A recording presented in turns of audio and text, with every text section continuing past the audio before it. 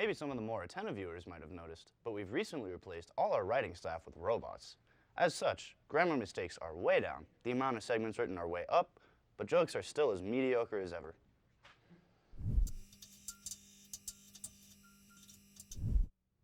Welcome back, I'm Grace Swanke. And I'm Sammy Schwartz, and today we're going to be looking into the future of pop culture. Lately, we've all heard the buzz about the metaverse, but what is it exactly? Eric Ravenscraft, veteran technology writer for Wired, wrote, "It's been months since Facebook announced its rebranding to Meta and would focus its future on the upcoming metaverse. In the time since, what the term means hasn't gotten any clearer. But the metaverse for dummies, it's essentially the combination of virtual reality and mixed reality that allows people to have real-time conversations, interactions, and experiences." So what could all of this mean for the future of social media? One of the biggest changes would be the experience of immersion. The metaverse uses extended reality, which is the combination of virtual reality and augmented reality.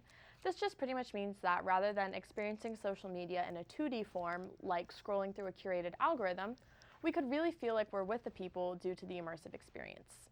If you want to know more, just ask Blippi. And now back to the present real quick. Here's your rapid fire headlines. Taylor Swift's album Midnight spends its fourth week at #1 on the Billboard 200. Black Friday online sales hit a new record of $9 billion. Merriam-Webster announced gaslighting as the 2022 word of the year. That's all we have for today. Make sure you join us next time.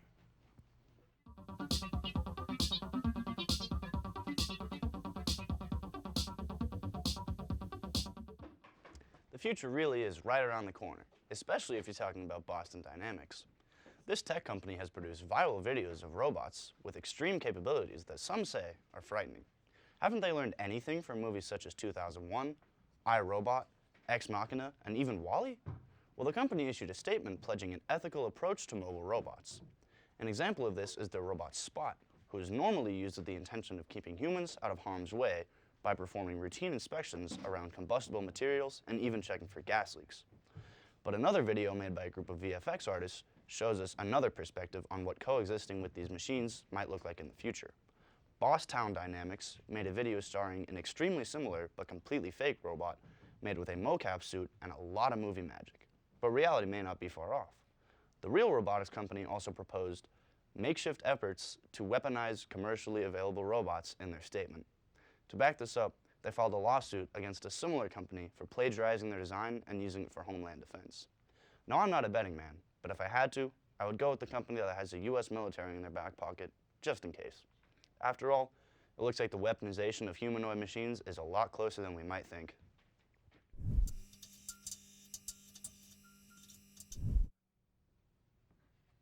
Hello. I may look human to you, but thanks to the College of Innovation and Design, Blippi isn't the only robot on the show now. In order to best imitate the flesh person I've replaced, I've downloaded my new personality from the internet. And now I really like feet.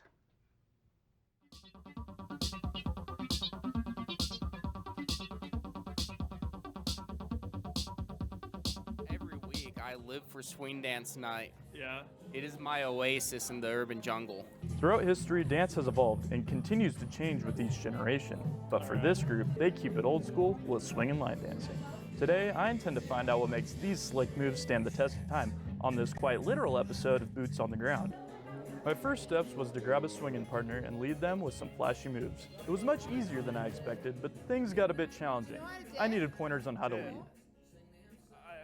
They have to be like aggressive, but not too aggressive. Like you have to know what they want you to do, you know, but they can't like rip your arms off. The most advanced move I know is a move I dropped a girl on, and I refuse to do it from now on. After those pointers, I felt a little too confident myself. I've never dropped a girl ever. This is only your second time going. I hit the gym. You heard it there. I'm pretty good. 10 out of 10. Wow. It's the first time anyone's ever said that to me. Just when I thought the vibes were great, disaster struck.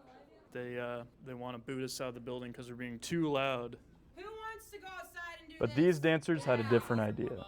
We find a place to dance wherever it is, rain, snow. Dancing out in the rain was a first for me, but it helped me realize what this club was about. Everybody's happy when they do it. That's fair. It brings communities together to enjoy the simplicities of life through dance. for me, this is like one of the only types of dancing that's like easy enough for me to do. So it just gives you that sense of like excitement once you get like a good dance down. So. While I made some good moves, I was not perfect, but at the end of the day, everyone is there to learn and have fun. Thus, swing and line dancing is timeless, and it will certainly hold true in the future. And when that future comes, you'll be sure to see my boots on that ground.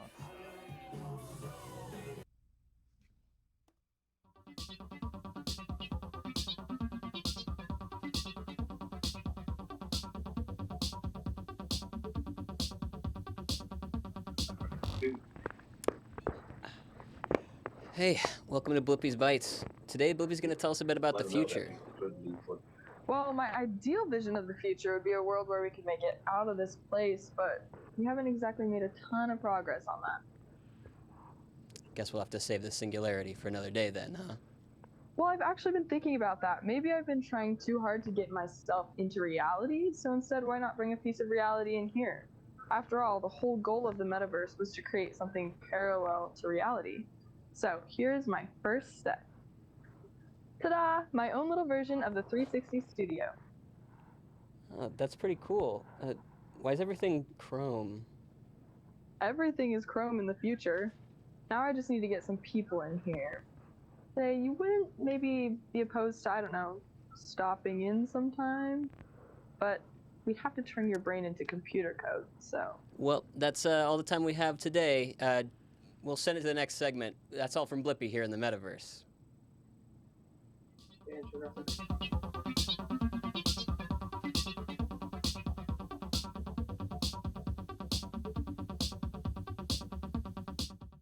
Hey, and welcome to the Love Shack lesson. There's a new word on the rise in the love realm, and it's called Riz. Have you guys heard of Riz? I've heard some whispers. I've not heard of the word Riz. All right, well, don't worry. We'll give you the full rundown, all right? You got to take some notes, though. Yeah, okay. Good thing I always keep this on me. Okay, and yeah. not Oh, put it shoot. in Okay, all right. pen. Melina, Okay. what is the definition of Riz? Okay, wait. How do I spell Riz? Okay, so R-I, Okay. double Z. Okay. Double. Okay. Then we're gonna second one. Okay, Okay. you good? And Urban Dictionary defines it as another word for spinning game, Okay. or how good you are with pulling and sustaining hose. Okay. Sustaining the hose. Gotcha. Two-part. So, like, for example, let's say you're, like, downtown and you see somebody, you start making eye contact, Yeah. and you guys are feeling each other. That's the starting Riz. Let's say you start flirting, everything's going good, you end up going home with each other. Dub Riz. Okay, is that like dub Riz, like you won a game, like dub, or like double, like two? Could you like get triple No, Riz just- or like quadruple Riz? Just dub. Okay, just dub. Okay, just dub Riz. Okay. Yeah. Okay, clearly we got some Riz, but I don't know about Okay, this guy. okay, maybe I'm getting ahead of myself here. Yeah, keep taking notes. Yeah. Okay. That's all the time we have for today. Tune in next time on The Love Shack.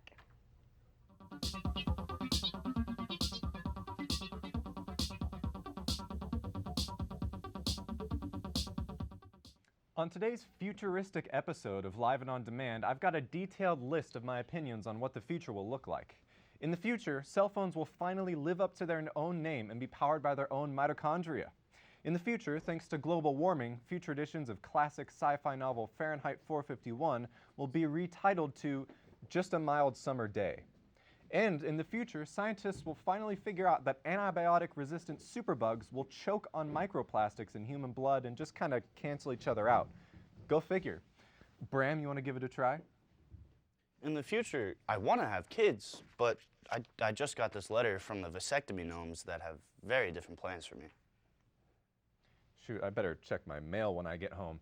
In the future, popular music will consist of rancid, guttural animal screeches. Either that or my debut album will be received very poorly. In the future, due to overpopulation, kids' meals at restaurants will finally include the one ingredient their name has advertised for so long. What a bright future it's going to be, isn't it?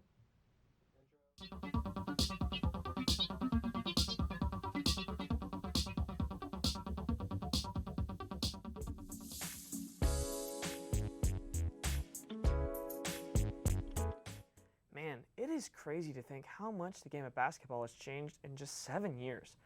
I wonder what it's going to be like in the next 7 years. We'll wonder no more. On this episode of Key Sports Focus, we will examine the changes of the game in the NBA in the last 7 years and what the game could move to in the future. Back in the early 2010s, the game largely had not changed that much from the previous 20 years. The game focused around strong big men like Dwight Howard down in the post who could score in the post and defend at a high level. And teams would have to focus their offense and defensive strategies around that. To gain an understanding of how long ago that era of basketball was, the Lakers were actually a consistent playoff team. In 2015, though, was when everything changed. The Warriors introduced a small ball shooting lineup, which revolutionized the game of basketball and ushered in a new era of thinking. The Warriors focused on spacing, three-point shooting, and switching on defense. The results were immediate: 6 NBA Finals trips in 7 years and 4 NBA championships, and having the entire league attempt to replicate the blueprint of the Warriors. This current era, though, has been showing that it could be ready to evolve again, although maybe not in as significant a way as the small ball shooting lineups took the league by storm. But I believe that the league is about to make a switch to big men who become the point guards. This is where the future of the game is headed, with guys that are at least 6'7", like in matchup nightmares on both sides of the court, like Luka Doncic, Giannis Antetokounmpo, and top French player Victor Wembanyama, all fitting this bill as tall ball handlers who prove to be matchup nightmares. These players have an elite ability to create not only for themselves, but for their teammates on the ball, causing nightmares to any team trying to stop them. That's all we have, though, for projecting the future style of the NBA, and now we go back to the future programming.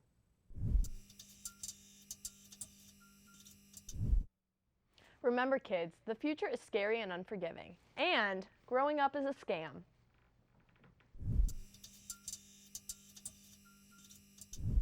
As we approach the new millennium, all of our most up-to-date viewers will surely be aware of the greatest threat to modern civilization thus far, the so-called Y2K bug.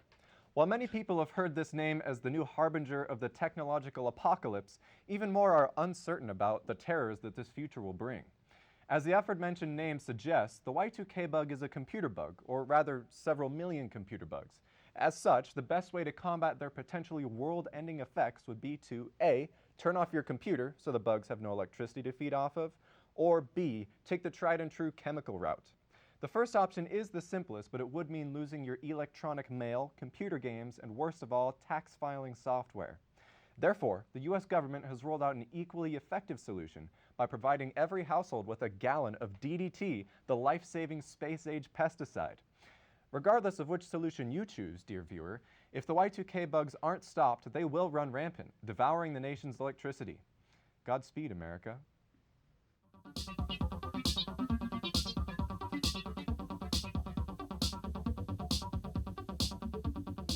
Treasure Valley Community Television, Southwest Idaho's public access television.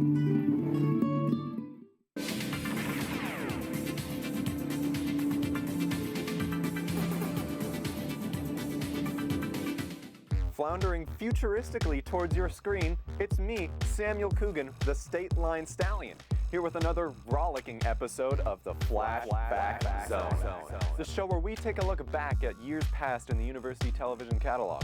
And folks, welcome to the year 2053. It's good to be back in my home year again.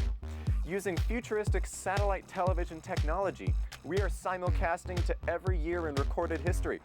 If you're coming at us from 1971, give D.B. Cooper a hearty hello from his old pal Sammy. And if you're one of our esteemed 2022 viewers, how's the Riz going? Now, for some of you, this tape might not be a flashback, but a flash forward, as it comes to us from the year 2038. A memorable year to be sure, with the 2020s revival in full swing. Let's take a look.